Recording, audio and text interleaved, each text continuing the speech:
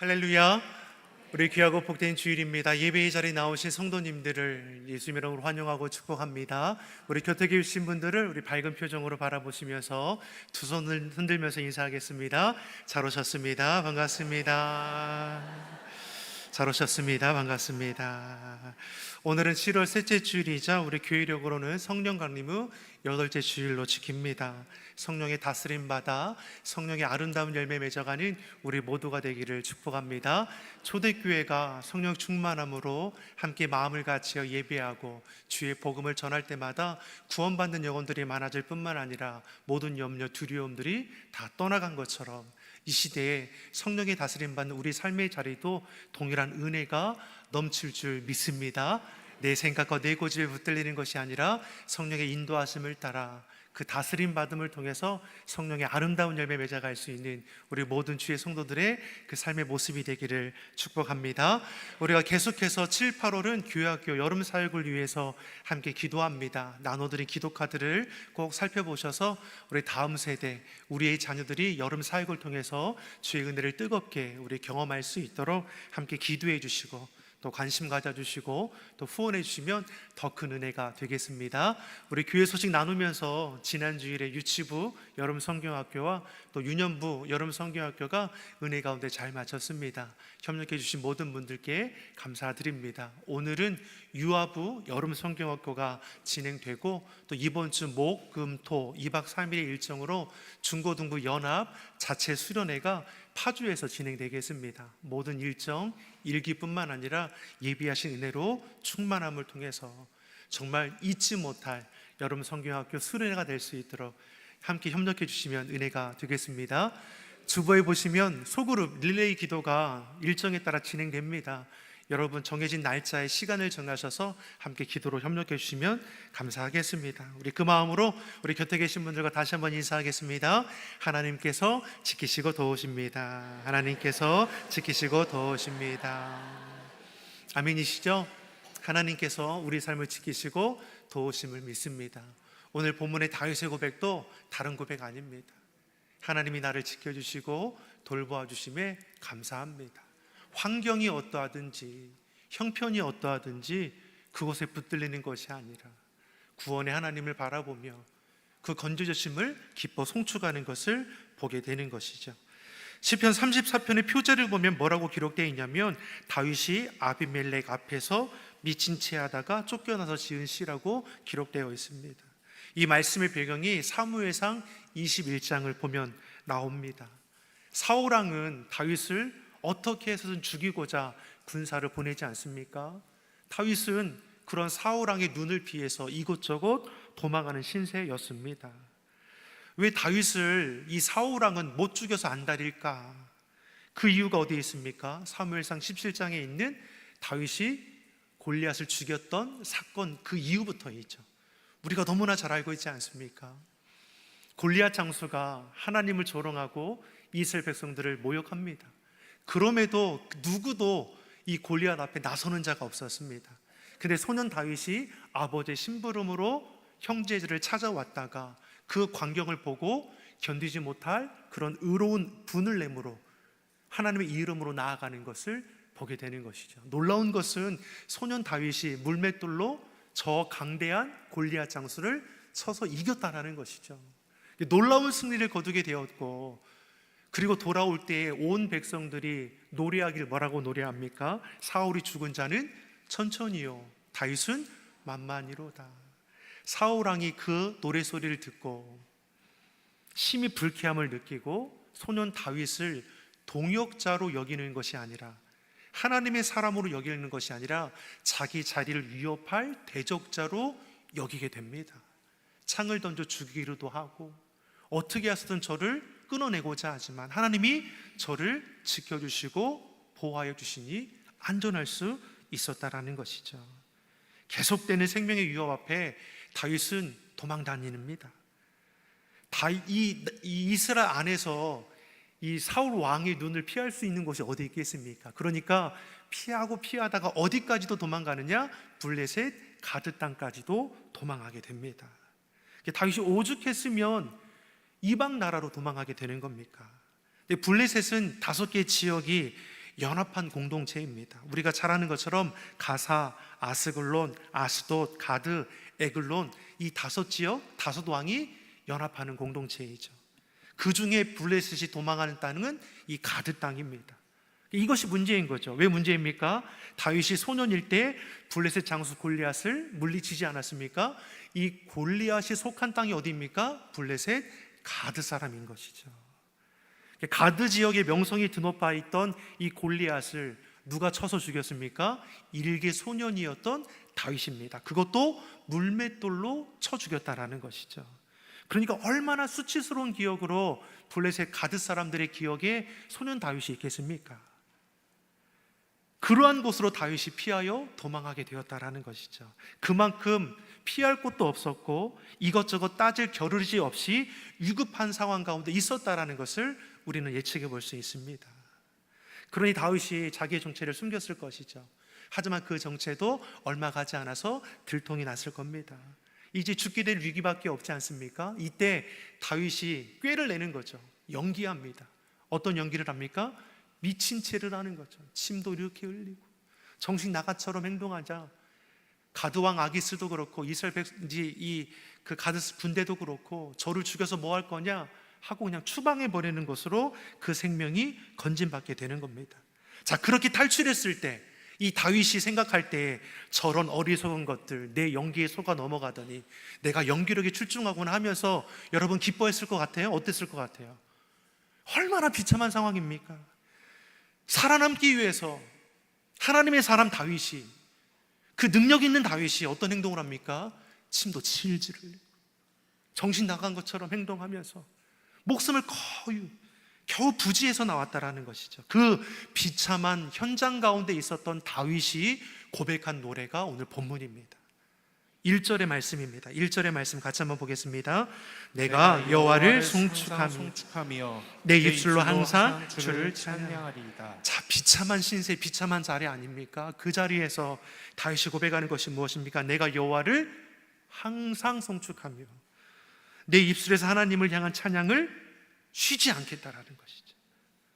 더 나아가 2절을 보면 내 영혼이 여호와를 자랑하리니 공고한 자들이 이를 듣고 기뻐하리로다. 다윗은 비참한 상황 속에서도 하나님을 항상 찬양한다고 고백하고 하나님의 이름을 자랑합니다. 왜 그렇습니까? 하나님만이 나의 도움이 되시고 나를 건지시는 분이 되기 때문이죠. 사랑하는 성도 여러분, 여러분은 삶 속에서 어떨 때 기쁨을 느낍니까? 어떨 때 자랑하게 됩니까? 소위 좋은 일이 있을 때 그런 거 아닙니까?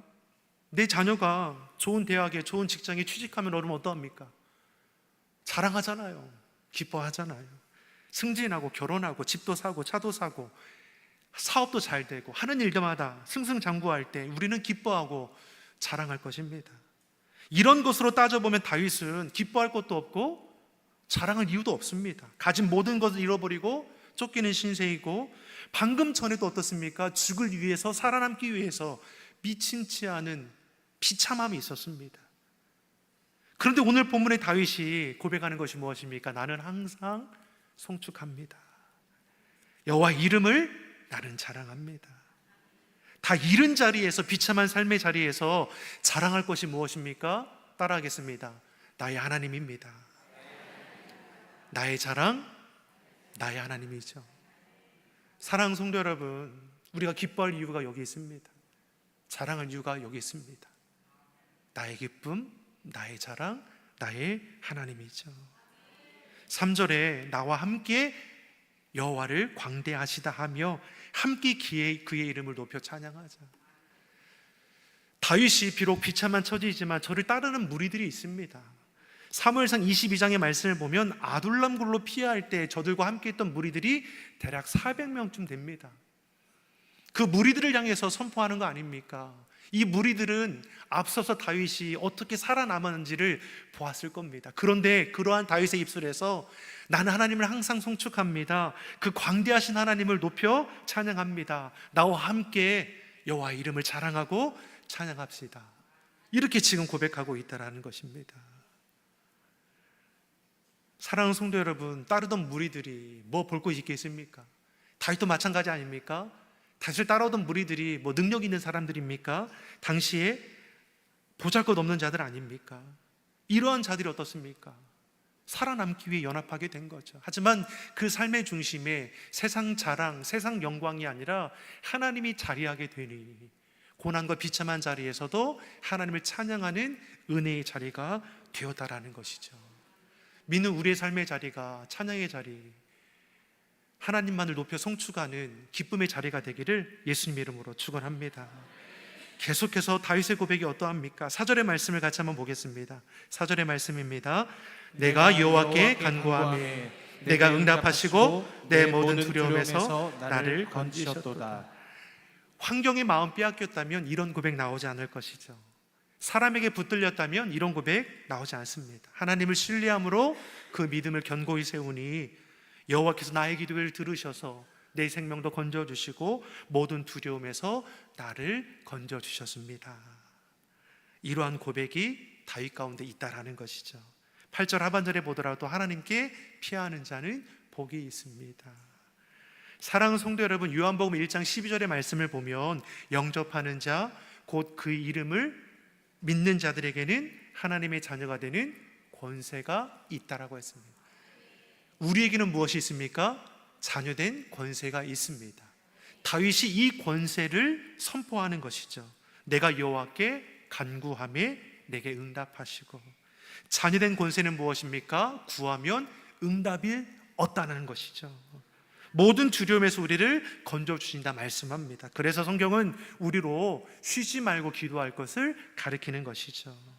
왜 그렇습니까? 하나님은 우리의 간구에 응답하시고 내 모든 두려움에서 건져주시니 우리의 삶을 살피시고 돌보아 주신 하나님을 신뢰함으로 우리는 기도하기를 멈추지 않는 것이죠.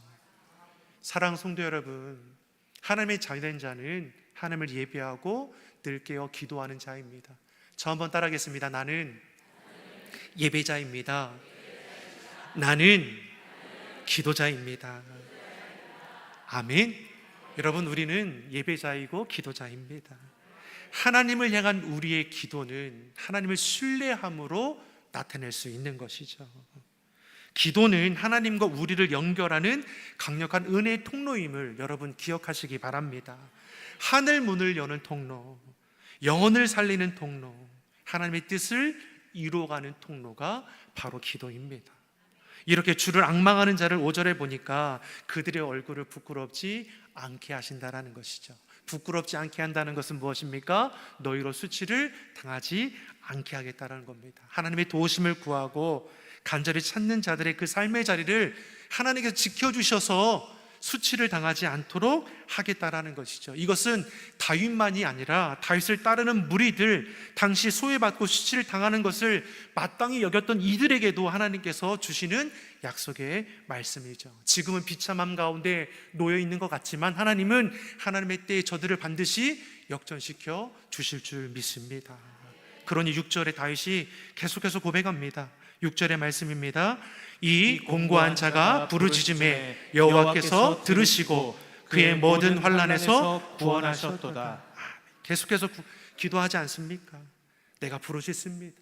공고한 자리에서 모든 것을 이런 자리, 실패의 자리에서도 나는 하나님께 부르짖어 기도합니다. 하나님은 들으시고 그 환난에서 나를 건져 주십니다. 다윗이 사울왕을 피하다가 블레셋 가드 땅까지 가지 않습니까? 그곳에서 절체절명의 위기를 마주하게 됩니다. 그대로 붙잡혀 죽게 되었다면 얼마나 큰 수치와 모욕을 당하는 겁니까? 자신만 곤욕을 당하는 것이 아니라 자신을 따르고 믿었던 그 많은 무리들까지도 생명을 보존하지 못했을 것이죠. 그러한 위기 상황 속에서 하나님의 다윗만이 아니라 따르던 무리들까지 안전하게 지켜주셔서 돌아오도록 이끌어 주셨습니다. 물론 여전히 사울왕으로 인한 위협은 계속됩니다. 그럼에도 다윗은 그 고난의 자리에서도 여전히 하나님을 신뢰함으로 하나님을 찬양하고 하나님을 자랑한다는 것이죠.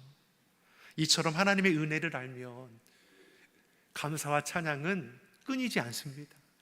사랑하는 성도 여러분, 우리 삶의 자리에도 하나님의 은혜를 알아 기쁨과 감사가 끊이지 않기를 주신 예수님의 이름으로 축원합니다. 계속해서 다윗의 고백은 다르지 않습니다. 앞서 공고한 자가 부르짖음에 응답하십니다.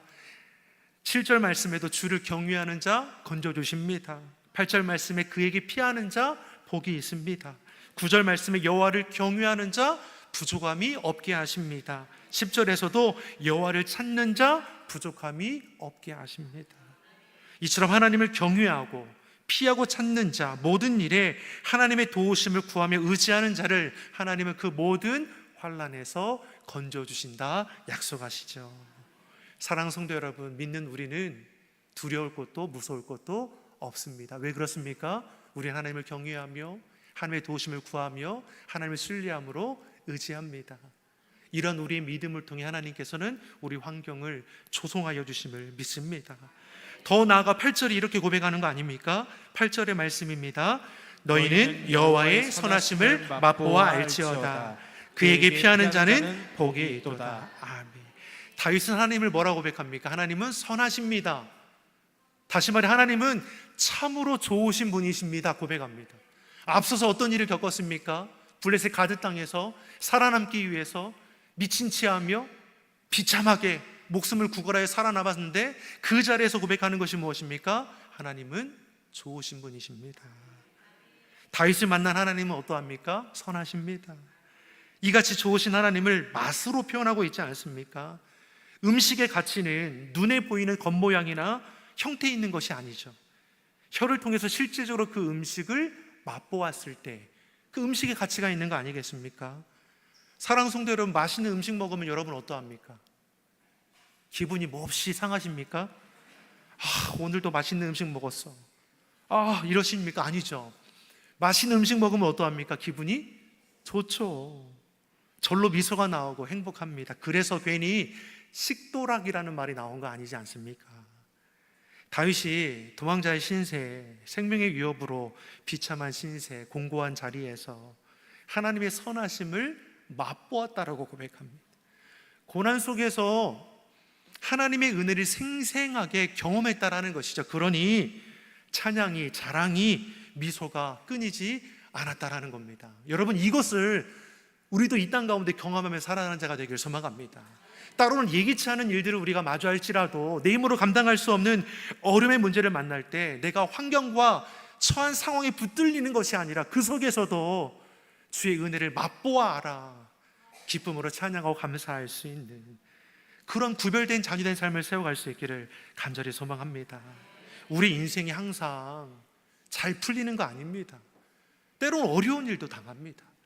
전도서 3장의 말씀을 보더라도 범사에 기한이 있고 천하만사가 다 때가 있다라고 했습니다. 날 때가 있고 죽을 때가 있습니다. 심을 때가 있고 심은 것을 뽑을 때가 있습니다. 죽일 때가 있고 치료할 때가 있으며 헐 때가 있고 세울 때가 있습니다. 울 때가 있고 웃을 때가 있으며 슬퍼할 때가 있고 춤출 때가 있으며 찾을 때가 있고 잃을 때가 있으며 지킬 때가 있고 버릴 때가 있고 사랑할 때가 있고 미워할 때도 있고 전쟁할 때도 있고 평화할 때가 있다라고 말씀하죠. 이처럼 어려움 때와 형통한 때도 오고 가는 것이 우리네 인생입니다. 다윗은 파란만장한 삶을 살아내지 않습니까? 여호와 하나님만이 찬양과 자랑의 이유가 되신다 고백할 수 있는 그 삶의 자리가 아닐 때도 너무나 많았습니다. 수치를 당하는 일들도 억울함과 원통함에 붙들린 일들도 참으로 많았습니다. 그런데 그러한 자리에서도 그의 눈이 여호와 하나님을 바라며 하나님의 선하심을 신뢰함으로 기뻐한다, 감사한다 고백하는 것이죠. 다시 말해 하나님을 신뢰하는 자는 그 살아가는 모습이 다를 수밖에 없습니다.